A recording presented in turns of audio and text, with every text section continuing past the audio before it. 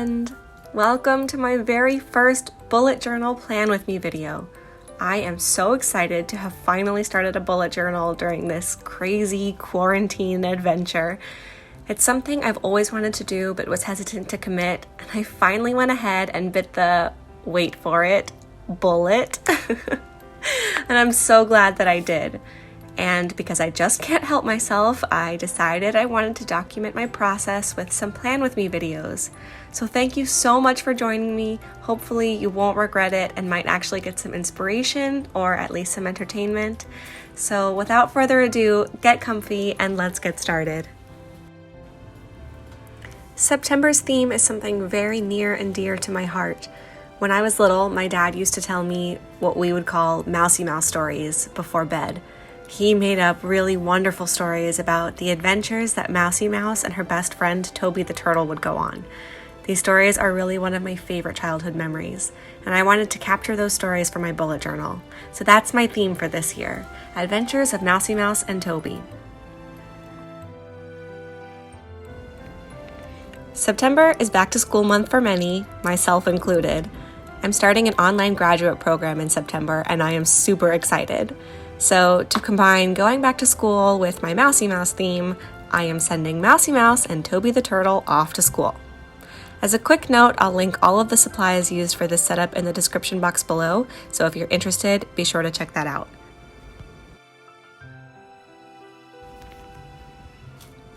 As they head off to school, Mousey Mouse holds onto her backpack and Toby gently swings his lunchbox back and forth. Toby glances back at Mousey Mouse to share in the nervous excitement they feel for the coming school year. Their path to school is lined with beautiful, blooming flowers. I got the idea for these flowers from Shada Campbell on YouTube, who's doing her 2020 theme as the birth flowers each month. For September, she drew asters, and I wanted to give it a shot.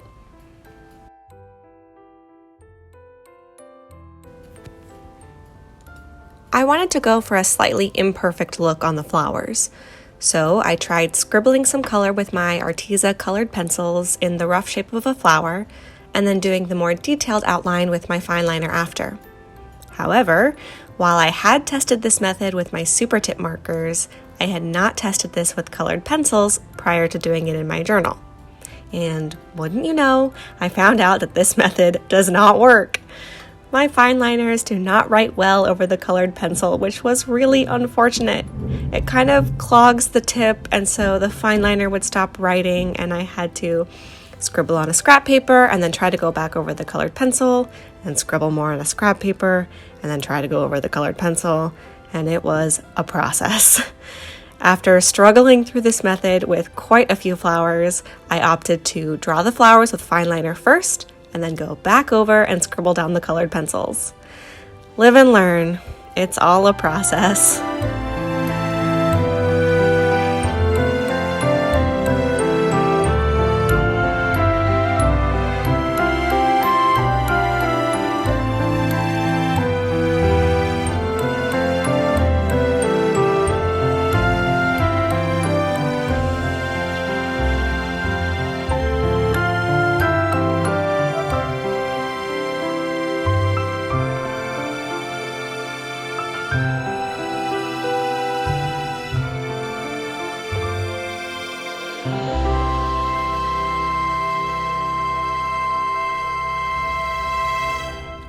Once I was finally finished and happy with the flowers, I moved on to coloring in our dynamic duo. I originally thought I'd make Mousey Mouse all gray, but once I started coloring, I realized I could just lightly shade her with gray in some areas for a bit of shadowing and keep her as a white mouse. So I changed course and decided that's what I would do. For Toby, I stuck with my plan and gave him a green body with a darker, more olive green shell. Then just some final touches with coloring in their school bags and the path, and this page was complete. I made the left side of this page a quote page. I picked one of my favorite quotes. I think this is probably in my top 2 if it's not my absolute favorite. Small steps eventually turn into long distances. This quote became a favorite towards the beginning of this year with some personal stuff that I was dealing with, and it's one I really try to keep in mind. And I think it works well in such a wide variety of contexts. It still feels very fitting in my life, and it also works so well with me starting graduate school. One step at a time. Finishing up by placing the quote in a box and decorating it with some more asters, and it was time to move on to my next adventure. Trying my hand at a Dutch door. I do not currently own a cutting mat, so I placed a piece of cardstock that I folded over underneath the cover page. Then, with an X-Acto knife and a ruler, I cut down the page 6 grid spaces in from the right and carefully went around the areas that stuck out a little further, like Toby's lunchbox and the smaller cluster of asters. I'd say that worked out really well for my first Dutch door.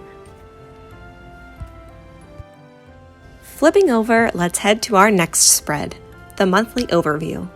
I've opted for a 2-page calendar view this month. So far, my life really hasn't been very busy during quarantine, but as I've said, I'm starting graduate school in September and want to make sure I have plenty of space to write things down in case I need it. Personally, I prefer a calendar view to the vertical style monthly planning that I believe is part of the more standard bullet journal system. I'm a more visual person and prefer to see the month laid out this way. I added a quick doodle cluster of asters to the back of the Dutch door to match the cutout, and added Mousey Mouse peeking out over the top. Maybe she can help keep me on track this month. One thing I hadn't thought about was the quote page from the previous spread. As you can see, the line from the box is slightly visible on the spread since it lines up to where I cut the page down.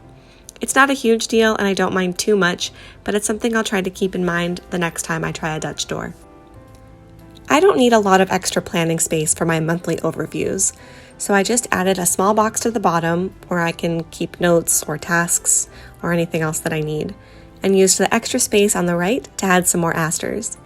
I drew them facing various directions and just played around with my flower doodles. I've never considered myself great with doodling or drawing, but I'm trying to let go of judgments and just keep playing around and practicing. Practice makes progress.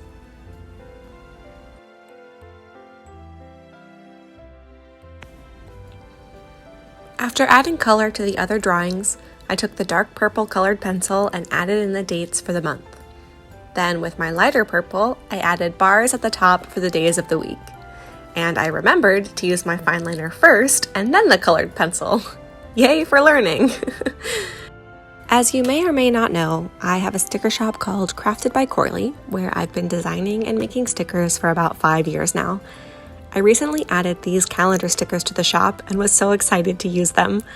I have them listed for both 2020 and 2021 and would be happy to create a custom sheet for anyone who wants a sheet like this one, which runs from July 2020 to June 2021, or some other variation. I'm using this as a habit tracker for the month. I love the way full spreads of habit trackers look in other bullet journals, and I also know myself well enough to know that they just don't work for me. I'd rather save the space and use those pages for other things. So I just need one little tracker to keep tabs on taking medication, because sometimes I get to mid-afternoon and can't remember if I've done that yet or not.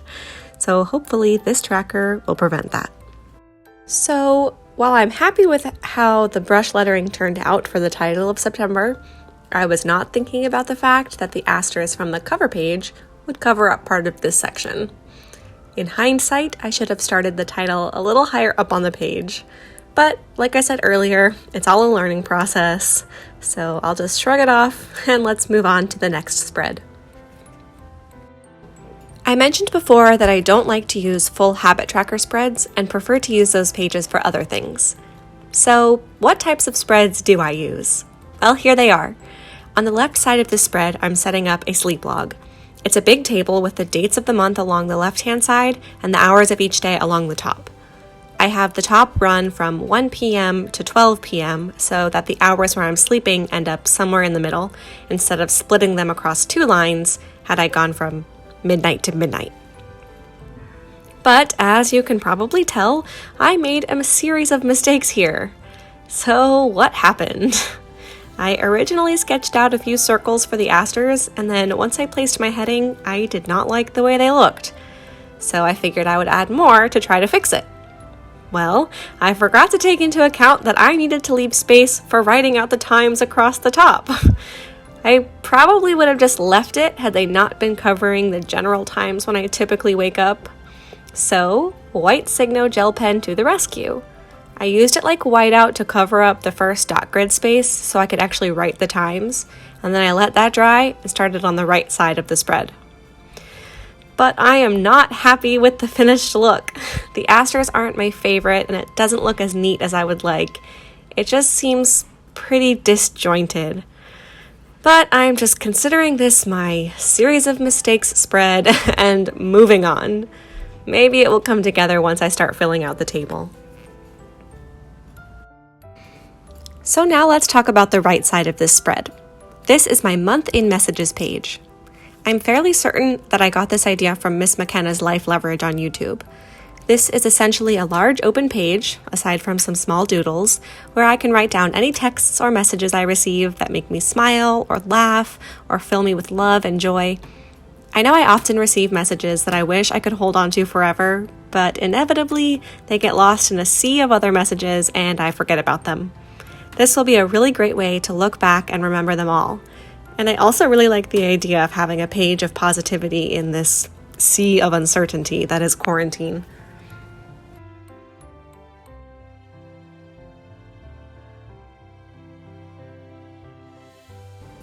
And now we are back to some Mousey Mouse doodles. She didn't make an appearance for either the sleep log or the month in messages, and it's time to bring her back. Here we see Mousey Mouse laying on the floor with a book. I'll let you decide whether she's reading this book for school or for pleasure. She has a pile of books with her in the same colors I used for the asters on the other pages. This is my first weekly spread for September. I'm opting for a vertical layout this month, which I will likely break up into sections, probably 2 sections per day. One for hourly events and appointments, and another for to-do and task lists. Then I have a separate box at the top of the left page where I can keep track of anything that doesn't need to be linked to a specific day.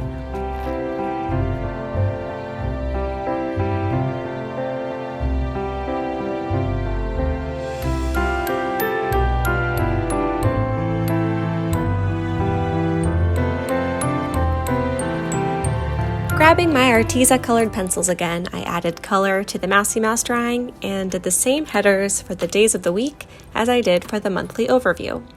Writing with my pen first and then going back over it with my lighter purple pencil. After the last few spreads, I thought I was done drawing asters, but my drawing felt like it was missing something. So I decided to add a little vase of them, and I'm really happy that I did. It feels a lot more full and balanced this way. I finished up the spread with some final touches of drop shadows, a calendar overview using another awesome sticker from my shop, and a simple September header. I will likely keep the weekly layout the same for each week in September and will just change up the doodles. If you'd like to see a video setup of those spreads, let me know in the comments. I think it could be fun to do a video setting all of those up, plus you'll get to see more fun drawings of Mousey Mouse and Toby. Now that this setup is complete, let's take a look at the final flip through.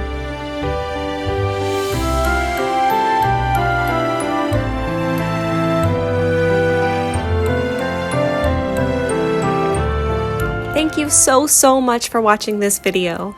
I had a blast setting up for the month and creating this video to share with you. If you're anything like me and have watched way more bullet journal videos than you'd like to admit, you know the drill. I would truly love if you'd click that thumbs up and even hit subscribe while you're at it. And if you're feeling particularly crazy, you could even hit the bell so you'll get a notification when I post my next video. Whatever combo of buttons you pick, just know that I am truly grateful sharing this bullet journal journey with you. Happy planning and see you next time.